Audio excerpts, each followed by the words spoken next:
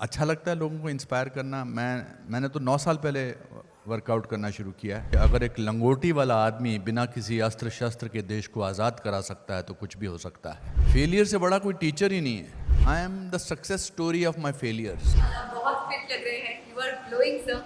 और लाइफ में आपके रिवर्स गियर कैसे लगा पा रहे हैं? आई एम श्योर अगर आप अपना सीक्रेट हमें बताएंगे, कुछ टिप्स देंगे, तो lot of people are going to thank me later. पहले तो शुक्रिया बहुत बहुत। I am feeling very good that I have come here on this event. जहाँ तक फिटनेस का बात है, आई थिंक ऐसा सवाल पूछवाने के लिए वैसा कुछ करना पड़ता है, ताकि पहला सवाल आप यही पूछें। अपने आप को रीइन्वेंट करते रहना चाहिए, अलग बनना चाहिए। अलग कैसे नज़र आएंगे? मेरे साथ कल फ्लाइट पे 3-4 लोग बैठे थे, मतलब साइड पे, मेरे से 10, 12, 15 साल छोटे थे और अलग अलग साइज़ के थे। और जब फ्लाइट रुकी तो उतरने लगे तो मुझे बोले लानत है हम पर। मैंने कहा अपने आप को क्यों बोल रहे हो लानत है हम पर? लानत है आप हमसे 15 साल बड़े हैं और हम ऐसे दिख रहे हैं और आप वैसे दिख रहे हो। कल से ही शुरू करेंगे। तो आई थिंक इट्स अच्छा लगता है लोगों को इंस्पायर करना। मैंने तो 9 साल पहले वर्कआउट करना शुरू किया है। एज एन एक्टर रीइन्वेंट करना चाहिए, एज ए पर्सन रीइन्वेंट करना चाहिए। उसके लिए ज़्यादा मेहनत नहीं करनी पड़ती है, सिर्फ थोड़ा सा खाने पे कंट्रोल और रोज़ आधा पौना घंटा कोई ना कोई एक्सरसाइज।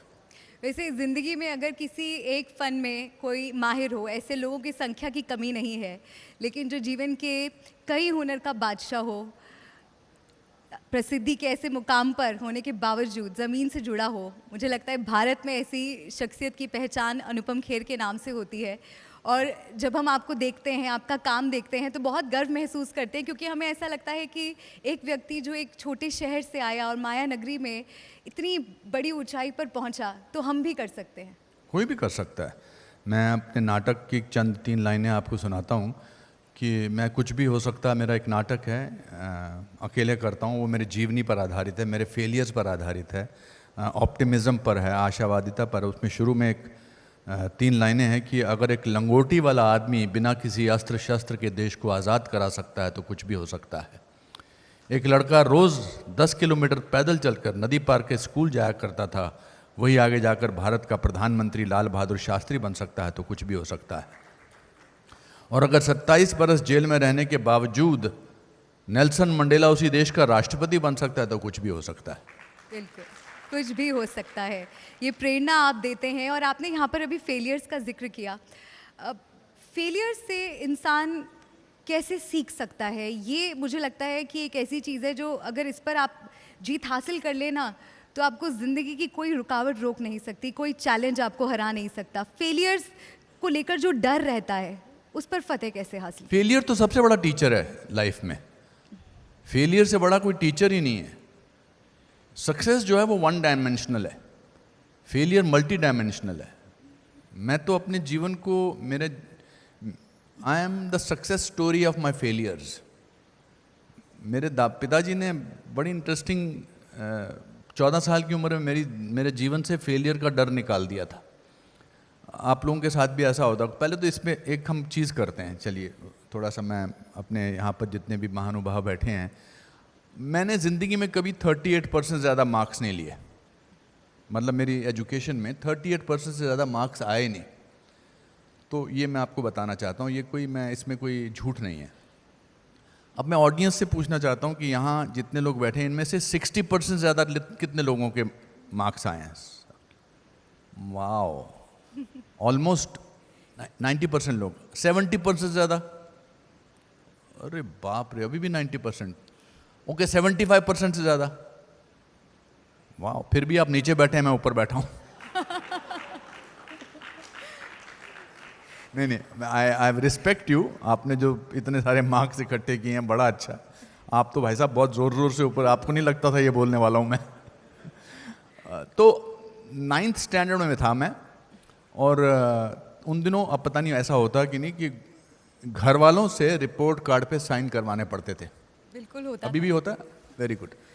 तो मैं हमेशा हिचकिचाता था कि पिताजी को मैं ऐसे मौके पर ढूंढूं जब वो जल्दी में हों, जब वो जल्दी में हो तो मैं अपना रिपोर्ट कार्ड उनको दे दूं और वो बिना देखे साइन कर देते। आमतौर पे ऐसा होता था। तो 9th में मैं एक दिन उनको रिपोर्ट कार्ड पढ़ाई, वो बाहर जा रहे थे, फिर उनको सडनली याद आया कि वो स्टोर की चाबी भूल गए हैं ऑफिस के। तो फिर उन्होंने वो रिपोर्ट कार्ड देखी और देख के बोले कि तू 59th आया है क्लास में। मैंने कहा हाँ जी। बोले स्टूडेंट्स कितने टोटल? मैंने कहा 60। फिर मुझे लगा अब ये डांटेंगे, गुस्सा होंगे, तो उन्होंने एक लंबा पॉज लेने के बाद बोला, बेटा एक बात तो है, जो फर्स्ट आता है उसको हमेशा इस बात की टेंशन रहती है कि उसको फर्स्ट आना है। वो सेकंड भी आता है तो उसको लगता है उसका डिमोशन हो गया। लेकिन जो 59th आता है वो 48th आ सकता है, 37th आ सकता है, 24th आ सकता है। एक काम करना, अगली बार 48th आना। और फिर एक छोटा सा पॉज लेने के बाद उन्होंने बोला, याद रखना बेटा, failure is an event, never a person. Event fail होता है, पर्सन फेल नहीं होता है। तो आई थिंक जब 14 साल के बच्चे की ज़िंदगी से उसके पिताजी ही ये फेलियर का डर निकाल दें। अभी आपकी डिजिटल टीम ने मुझसे पूछा कि आपका रियल हीरो कौन है, तो मैंने अपने पिताजी का नाम बताया था। बिकॉज जो सीख हमारे माँ बाप नहीं दे पाते हैं और डरा के रखते हैं, आजकल के बच्चों को फेलियर से बहुत डराया जाता है, बहुत कि ऐसा ज़िंदगी में फेलियर। और ऊपर से तो आजकल हर कदम पे आपको ऐसा महसूस कराया जाता है कि somebody is doing better than you. चाहे वो सोशल मीडिया हो, चाहे वो फैशन हो, चाहे वो लोग हों, चाहे वो चैनल हो, बार बार बताया जाता है हमारा ये हो रहा है। तो where do you find strength from? You have to find the strength from within. तो आई थिंक छोटे शहर का आने से मुझे ये फ़ायदा हुआ, संयुक्त परिवार रहने से मुझे ये फ़ायदा हुआ कि लोग फेलियर को हवा नहीं बनाते थे। I think that is the biggest strength that I have over other people. बिल्कुल, और मुझे लगता है कि आपके पिताजी का जो ये नज़रिया है उस पर हमें ज़ोरदार तालियां बजानी चाहिए, क्योंकि इट्स ऑल अबाउट पर्सपेक्टिव। वो कहते हैं ना sir, glass is either half full और हाफ एम्प्टी। आप उसे किस तरह से देखते हैं ये आप पर निर्भर करता है, और फेलियर्स को इस तरह से देखने का तरीका मुझे लगता है ये काबिले तारीफ़ है। और ऐसा ही कुछ हमने आपकी फिल्म दिलवाले दुल्हनिया ले जाएंगी में भी देखा था, जब शाहरुख खान फेल होकर आते हैं और आप कहते हैं अरे तू तो लंदन में फेल हुआ है, हम तो इंडिया में फेल हुए थे, and you actually celebrated his failure. ये एक्चुअल मेरी लाइफ का किस्सा फिल्म में डाला है। अगर आप वो फिल्म अभी दोबारा देखेंगे तो जब उस फिल्म की शूटिंग हो रही थी तो उसमें मैं कहता हूँ कि ये मेरे ताया जी हैं, ये मेरे पिताजी हैं जो इतनी बार फेल हुए, और हम लोग तो हिंदुस्तान में फेल हुए हैं, तुमने तो लंदन में फेल होकर दिखा दिया। तो मैंने यश जी से एक रिक्वेस्ट की। मैंने कहा यश जी, मैं क्या ना पुट मैं अपने ताया जी, अपने असली ताया जी, अपने असली पिताजी, अपने असली चाचा जी का नाम लिख सकता हूँ कि ये ऐसे ऐसे हैं? तो उन्होंने, मेरे को क्या फ़र्क पड़ता है। तो मैंने कहा ये पंडित द्वारकानाथ जी हैं, ये 8वीं में 7 बार फेल हुए थे, जो सच है। मेरे चाचा जी 8वीं में 7 बार फेल हुए थे, और 8वीं बार उनको कंपैशनेट ग्राउंड पे प्रमोट कर दिया गया था क्योंकि क्लास के बाकी बच्चे उनको अंकल बुलाने लगे। ये ब्रिजनाथ जी हैं। जो जब फिल्म रिलीज़ होने लगी तो उससे 10 दिन पहले हमने फिल्म देखी, तो मैंने सडनली रियलाइज़ किया, ओ माय गॉड, मेरे ताया जी और चाचा जी तो बड़े गुस्से हो जाएंगे कि ये तूने हमारा नाम लिया। तो मैंने सबको ख़त लिखा। मैंने कहा सॉरी चाचा जी, सॉरी ताया जी, मैंने आपके बारे में ऐसा बोला है कि आप बहुत बार फेल हुए हैं, तो प्लीज़ बुरा मत मानना फिल्म देख के। तो जब फिल्म लगी तो सबकी चिट्ठियाँ आई, बोले थैंक यू, तूने हमको फेमस कर दिया। So I think it comes from the family. अच्छा, एक्टर्स बहुत अच्छे ऑब्जर्वर्स होते हैं, तो आपको अगर अपने बचपन में कुछ ऐसे लोगों से मिलना, कोई टीचर हो या कोई घर का कोई सदस्य हो जिनके कुछ एक अनोखे अंदाज को आपने कभी मिमिक करने की कोशिश की हो, या आपने किसी रोल में उसे उतारने की कोशिश की हो, ऐसा कोई? मेरी तो सारी ऑब्जर्वेशन आई मेरे टीचर से हैं, मेरे माता पिता से है। The first lesson of acting comes from people around you. मैं अपने इस प्ले में ये भी बोलता हूँ, हमारे एक टीचर थे ज्योग्राफी के, उनकी लाइफ में हमेशा ये एक्साइटमेंट रहता था कि आज पीटूंगा कैसे। हम तो उस स्कूल में गए हैं जहाँ पिटाई बहुत होती थी। आजकल तो आप घूर के भी नहीं देख सकते स्टूडेंट्स को। तो वो अजीब से थे, बलदेव दीप था उनका नाम। तो वो जिस दिन मूड में होते थे आज पीटना है तो उल्ट पटांग सवाल करते थे। जैसे बोलते थे इधर आ जा, यहाँ खड़ा हो जा, ये बता, और ऐसे हाथ रखते थे, ये बता भारत एशिया में है या एशिया भारत में है? तो आप बड़े आराम से उनको बोलते थे जी भारत एशिया में। कहता सोच के बता, सोच के बता कि भारत एशिया में है या एशिया भारत में है। फिर आप सोच के बताते थे, ये मेरे हिसाब से तो भारत ही एशिया। मैं कह रहा हूँ सोच के बता।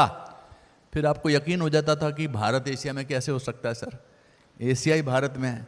फिर आप मुर्गा बनते थे, आपके वो पीछे 4-5 डंडे मारते थे। तो हमारे ये सब यहीं से एक्टिंग की क्लासेस शुरू हुई थी।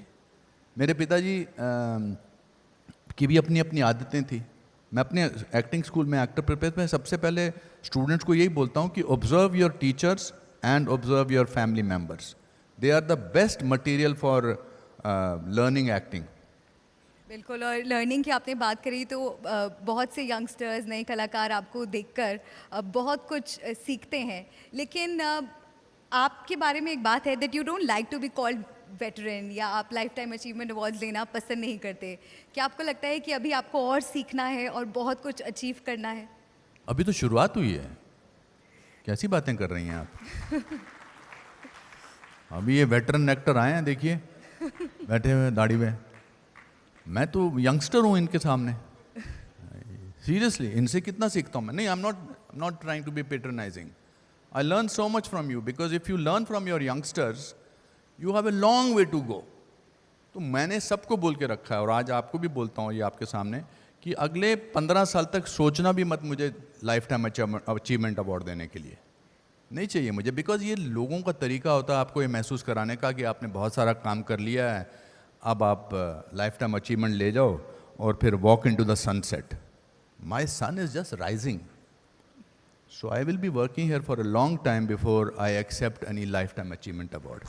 Amazing thought sir. और चलते चलते बस एक सवाल मैं आपसे लेना चाहूँगी कि आज महाकुंभ का शुभारंभ हुआ है, आगाज़ हुआ है, पूरी दुनिया भारत की ओर देख रही है, भारत पहुँच रही है इस महाअवसर का हिस्सा बनने के लिए। आपको क्या लगता है कि हमारे देश के लिए कितना गौरवशाली क्षण है? कौन सा जी, किसके बारे में? महाकुंभ की मैं बात। अरे मैं जा रहा हूँ महाकुंभ, मैंने अभी दोपहर को फाइनल किया है। I think it is the once in a lifetime event, not even event, ये तो सांस्कृतिक हमारी उपलब्धि है, इसको क्या कह लीजिए, ये ज़मीन पर एक ऐसा तिलक है, कमाल का है। इतने सारे लोग, इतने सालों से चला आ रहा है ये कुंभ का मेला या कुंभ का जो एक समूह है, it's a spiritual purgation, spiritual feeling of great importance. I think ये पर्व जो है जितनी शान से मनाया जाए उतना कम है। ये पर्व सिर्फ रिलीजियस लेवल का नहीं है, ये पर्व टुगेदरनेस का है, ये पर्व आत्मीयता का है, ये पर्व शांति का, ये पर्व कैसे जुड़े रहने का है, ये पर्व डिसिप्लिन का है। 15 लाख लोगों ने कल वहाँ स्नान किया। 15 नहीं, 1 करोड़ 15 या 15, 1 करोड़ 15, 1 करोड़ को पार कर गई। 15 मिलियन। हाँ, मैं हिसाब में इसीलिए तो 30% मार्क्स आते थे। So I think it's something as Indians we should be very very proud. भारतीयता का ये एक बहुत बड़ा तिलक है, जैसा कि मैंने आपसे कहा। Anupam Kher everyone, thank you so much sir for this wonderful session. और अब मैं मंच पर जी मीडिया के सीईओ करण अभिषेक सिंह जी को बुलाना चाहूँगी, और साथ ही जोगेश भूटानी जी को। प्लीज़ आप मंच पर आएँ और हमारे मेहमान अनुपम खेर जी को सम्मानित करें। It was wonderful talking to you Anupam sir, need an inspiration for all of us. जोरदार तालियां हो जाए अनुपम खेर जी के लिए।